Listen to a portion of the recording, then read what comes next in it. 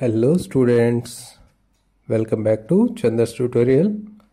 ఈరోజు మనం స్పెక్ట్రోమీటర్ని అంటే ఫిజిక్స్ ల్యాబ్లో వాడేటువంటి స్పెక్ట్రోమీటర్ని ఎలా ఆపరేట్ చేయాలి, వాటిలో ఉన్నటువంటి డిఫరెంట్ స్క్రూస్, వాటి పర్పసెస్ ఏంటి, ఎలా అడ్జస్ట్ చేయాలి ఏంటనేది చూద్దాం.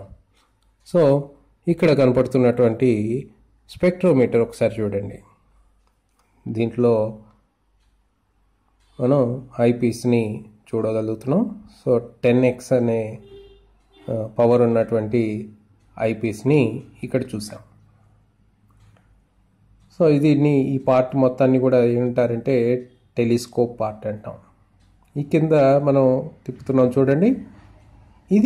ఈ టెలిస్కోప్ అరేంజ్మెంట్ అనే దాన్ని రొటేట్ చేయడానికి వీలు లేకుండా స్ట్రైట్గా ఫిక్స్ చేసి దాన్ని కదలకోకుండా చేయటం అన్నమాట. అలా చేస్తే ఆ పార్ట్ కదలదు. ఈ పక్కన ఉన్నటువంటి ఇంకొక స్క్రూ తిప్పుతున్నాను చూడండి. సో దీన్ని మనం తిప్పటం ద్వారా ఏమవుతుందంటే ఈ టెలిస్కోప్ పార్ట్ అంతా కూడా నెమ్మదిగా కదులుతుంది. అంటే రీడింగ్స్ తీసుకోవడానికి వీలుగా మనం కలర్ టు కలర్ అడ్జస్ట్ చేయడానికి దీన్ని మనం వాడుకోవచ్చు. సో కాబట్టి ఈ టెలిస్కోప్ అరేంజ్మెంట్ అంతా కూడా ఈ కింద బేస్ చేయి ఉంటుంది. నెక్స్ట్ వన్ ఈ పార్ట్ ఉంది చూడండి. ఈ ఫస్ట్ సెంటర్లో ఉన్నటువంటి పార్ట్, దీన్ని prism table or grating table అని చెప్పంటాం. ఈ స్ప్రింగులతో కూడినటువంటి అరేంజ్మెంట్ ఇక్కడ కనబడుతుంది. దీన్ని సర్టెన్ హైట్ వరకు మనం ఫిక్స్ చేసుకుని మనం ఎక్స్పెరిమెంట్ చేయాల్సి ఉంటుంది.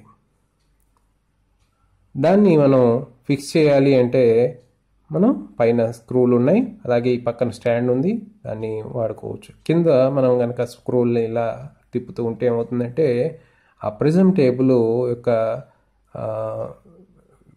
ఇది హారిజాంటల్గా పర్ఫెక్ట్గా వస్తుందన్నమాట. దాన్ని మనం సారా మట్టంతో అరేంజ్ చేసుకోవాలి.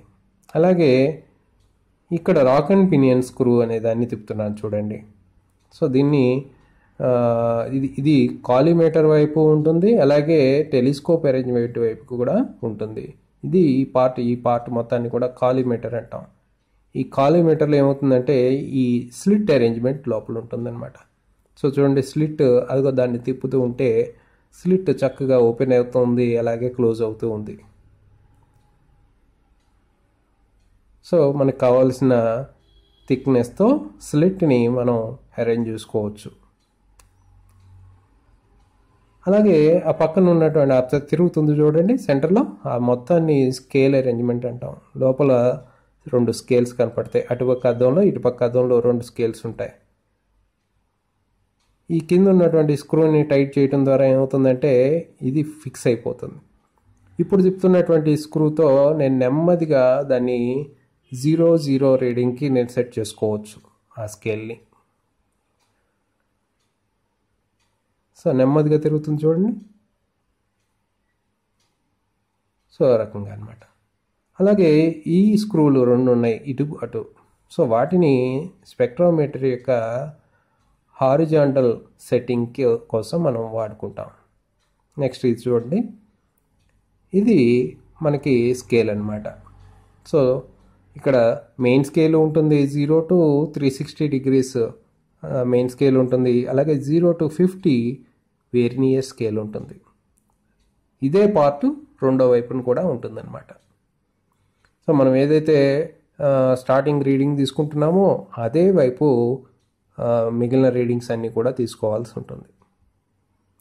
సో కాబట్టి ఇటు కానీ అటు కానీ 2 వైపులా ఏదో ఒకదాన్ని మనం సెట్ చేసుకుని మనం రీడింగ్స్ తీసుకోవాల్సి ఉంటుంది.